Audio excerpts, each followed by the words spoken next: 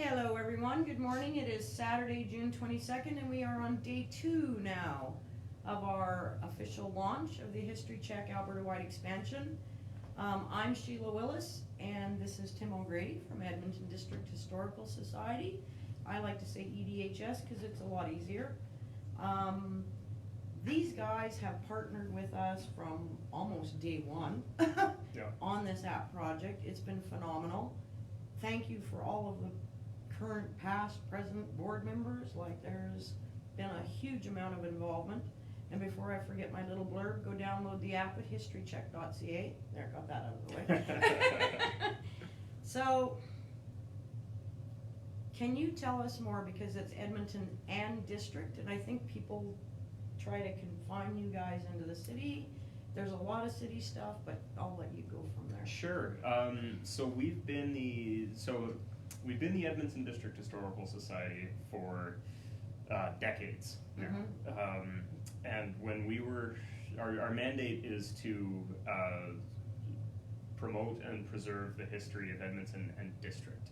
And the idea of the and district part is purposefully kind of nebulous, because we're not just Edmonton, we can be as big as we want to be. And part of this is because we're a chapter of the Alberta Historical Society. So there's 5 chapters of the Alberta Historical Society, and they all have different areas. So the only other chapter in Northern Alberta is the Peace Country.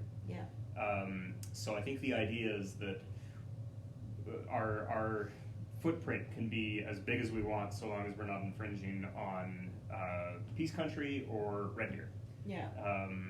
So as a result, we're pretty big. We can talk about a lot of things. We partner with different groups, kind of all around the region. Which is nice. Definitely. And the history of Edmonton in the early years, especially when northern Alberta was expanding, everything is so tied in. And I'll just give the example of the James Cornwall Mansion that's now under private ownership, and hopefully they're able to do something with that in the future. But James Cornwall was right up into the Northwest Territories. He was in Fort Mac, he was in my area. Oh, sure, yeah. Grand Prairie, Beaver Lodge, like, so all of that history so blended, and it just doesn't make sense to stop at borders. Yeah, well, yeah, I mean, and the stories don't believe in borders, because I mean, a lot of those borders didn't exist back then. And the whole idea of Edmonton as gateway to the north. I mean, you've got the river, so before any Europeans were here, I mean, this area was being frequented by a lot of Indigenous people, and they would come here to trade and chat and everything, and then the river was kind of the highway. And then, you know, years go by and the railway shows up, and people would come by rail, and they would go north from Edmonton, maybe over the overland route to the Yukon, or you know, to go Homestead. And then with Edmonton's aviation history and the airport here, like, it just goes on and on and on. There is no end to it, I don't think. Edmonton is, which is funny because Edmonton is so centrally located in Alberta, but it's still kind of northern Alberta it feels at the same it's time. The north, but really it's the central part. But and it's Fort Vermilion and Fort Chipewyan are the 2 oldest European settlements. So, and a lot of people, I'm so surprised that they don't know that. So, anyways, you guys have, other than speaker series, do you want to touch on them before we go into the let's event? talk a little bit about the speaker series. So the speaker series they're free events. They happen on the I better get this right. the 4th Tuesday of the month. And we used to have them at our old location, but we've just moved, and we're now renting space in the Old Timers Cabin on Scona Road. So our speaker series are going to be in problem with live shows. Our speaker series is going to be in the Old Timers Cabin. It starts again in September. They're free events, and it's wide-ranging topics. So, I mean, anybody that wants to come out, you're more than welcome. You don't need to be a member. It doesn't cost anything. It's just a really interesting presentation. You know, presentation's usually about an hour or so. And then we've got treats, and we chat afterwards. I've been to a couple. They're very fun, and they're interesting. They are, So now the big event coming up is on July 1st to 7th, the 23rd annual Historic Historic Festival and Doors Open. And I have the bad habit of saying Doors Open Edmonton. I was just breezing through the thing. I'm wrong. You tell me. Well, you know what? So you weren't always wrong. How about that? Yeah. So there used to be Doors Open Edmonton, and it was a separate event. And Doors Open happens all across the country in different cities. And the idea with Doors Open is different buildings in the community that are private, they'll open their doors and you get to go through and they give tours. And it doesn't have to be an historical building. It could be, like Alley Cat Brewing is one of our partners this year. Oh, cool. And they've been partners for a long time, but they give tours of the back end of their brewery, and then you can sample beers, and it's just a really neat way to explore your community. So we get a lot of churches that take part, archives, museums. So especially the archives, you get to go into the back and you get to see that back end that you never get to see otherwise. No.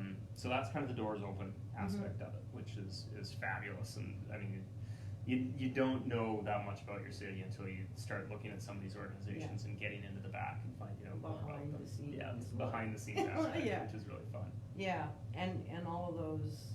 I mean, if you're going to go into somewhere like the brewery and go have a beer and see the back, you're also going to meet more of your community members who are interested in the same stuff as you. Absolutely, yeah. So, I mean, this event obviously is about history, but it's about getting to know your community. It's about community building, meeting people, making those connections, making the connections with, the people, but with your community too.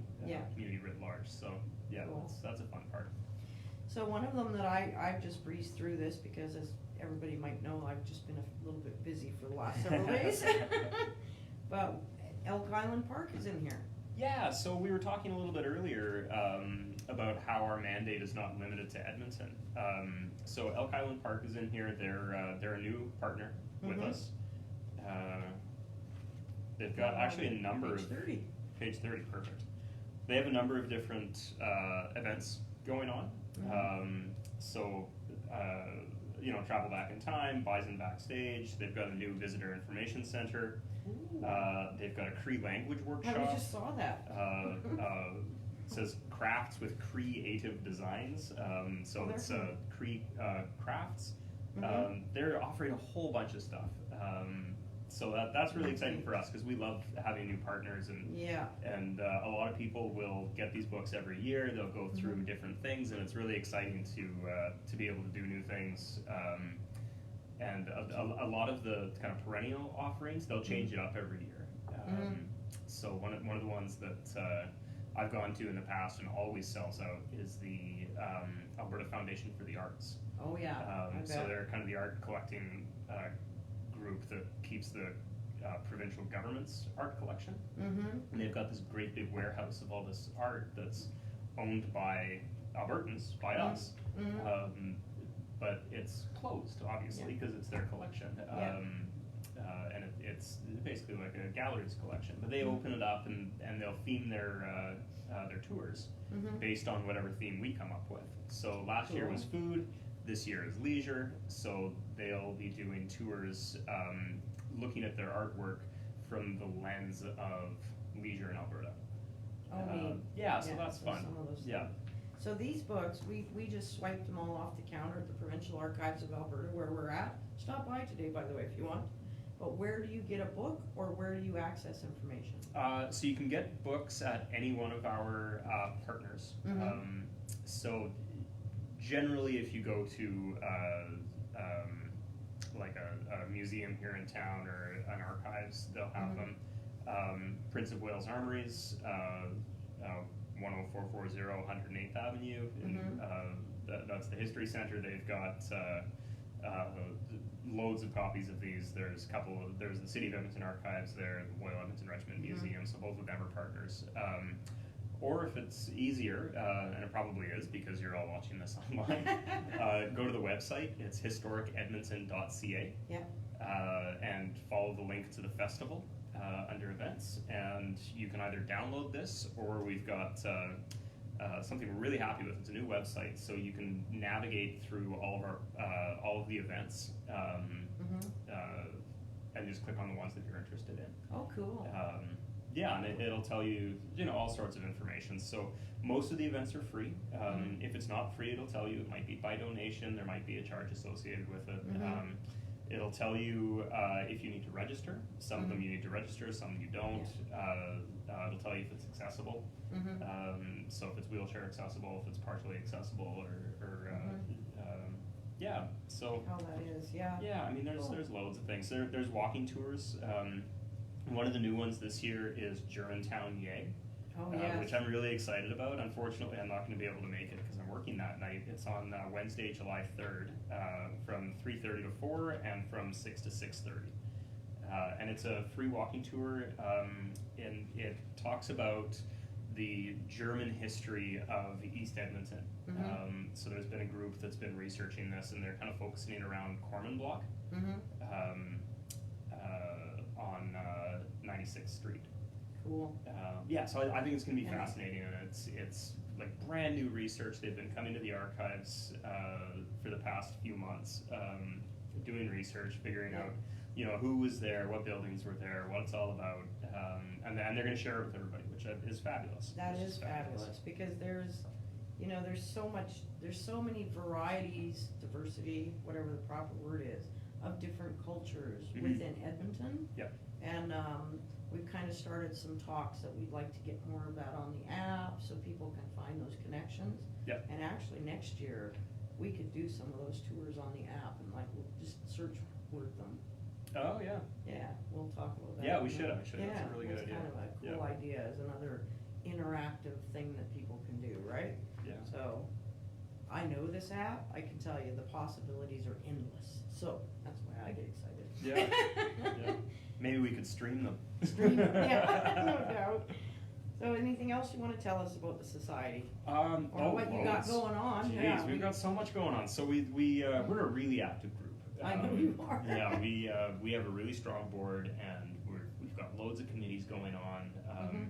So we've got our newsletter committee. We've got publications. So we have a quarterly newsletter that goes out to all of our members. We do publications. They're usually occasional papers, but sometimes books every couple of years. So we're working on one right now called Death Stalks the Trails, and it's about the overland route to the Yukon from Edmonton. Klondike. Yeah. Klondike. In Yukon, right? So we're hoping that will be published in the fall. So that's really exciting. What else do we do? Can I interrupt you for a moment, because I don't know, even though I've gotten this lovely award, I'm really a rookie historian in all honesty. When you say occasional papers and books, there's a lot of people out there that do not know what occasional papers are. Well, occasional papers is our fancy way of saying like a little book. Okay. It'll probably be like 120 pages. Yeah. So they're not massive. They're academically rigorous, but they are written for the general public. So you don't need to be an academic to look at these. They're previous ones we've done are about railways in Edmonton. Yeah. So they're kind of a general focus, and they're things that people other than academic historians are going to be interested in. I mean, the one that's being written right now is being written by an academic historian, Dr. Gordon Moyles. But I mean, they're written. It's public history, right? It's written for the general public. So cool. Yeah. Because occasional papers, some people might be. It sounds highfalutin, doesn't it? Yeah. Thanks for catching that, because it's not Let's just put this in a lovely little thing and go stick it in the archives and hope somebody. The whole point about get involved. The whole point about everything we do is that it needs to be accessible, and it is accessible. I mean, everything is free. If you want to be a member, and we love getting new members, we've got about 200 members. The base membership is $15 a year. Yeah. And I mean the newsletter, I get it. Is that you got it covered even with that, right? Yeah. So. Just a couple other really quick things. We have a lot of educational programs that we're able to offer through the Phyllis Arnold Learning Fund. So we have a program called History in the Classroom, where we have a historian or public historian go into classrooms for free we pay him. Yeah, Jim Higgs. Yeah, Jim Higgs. He's great. He's great. So he'll go in twice a day, 3 days a week during the school year. It's a free program for schools. I think that we are all booked up for next year. It is a really popular program. It should be. He's great. I think he reached probably close to 6,000 kids last year. So it's a huge impact. So we do that. We do history in a community, where we've got historian Shirley Lowe, and she'll go out to different community groups. They just have to contact us and say, hey, we'd love a speaker, and we'll put you in touch with Shirley, and it is of no cost to the organization. We will pay Shirley an honorarium as a thank you for doing this. So we've got that too. Shirley's just as great. It's amazing. You got a good lineup. I'm president of the organization, and I am standing on the shoulders of giants, because we've had some people who have been involved in this organization for so long and have done so much work and such high quality work. It's amazing. So a couple other things we do for education. We support the Edmonton Regional Heritage Fair every year, so that's like a science fair for history. So we're able to support that and help that happen. And we provide busing rebates to help offset the costs for schools to go to the History Center at Fort Saskatchewan. So again, our reach is beyond just Edmonton. Yeah, definitely. And I guess just to bring it back to the festival, we have the festival launch on Canada Day. So if anybody's looking for something to do, it starts at 2 o'clock. Okay. We're having a children's old time picnic. So there'll be some food, and there'll be some games and coloring and fun stuff for kids. So that'll be starting at 2. At 4 o'clock, we'll do just a really brief ceremony where I get to say a couple words, which is great because I love hearing the sound of my own voice. I will keep it brief, and we'll officially launch the festival, and then we'll keep the fun going until 6 o'clock. At which time, I think the Northern Alberta Pioneers and Descendants Association, NAPODA. Northern Alberta Pioneers and Descendants Association, I got it. They'll be starting some events as well, and they'll host for the rest of the night, and it'll end with the Canada Day fireworks from the as seen from the Old Timers Cabin on Scona Road, which is one of the best places in the city to watch those fireworks. So those 2 and 4, the kickoff and the other thing, those are at the Old Timers Cabin? Yeah, everything's at the Old Timers Cabin. Everything is free until I think 6 when NAPODA takes over, and then there's it's a ticketed event after that. But for more information, check out this book or check out our website, historicedmonton.ca. Okay, sounds good. Yay! You guys are doing great work. Oh, thanks. Toodaloo! We'll see you next time. Bye, thanks.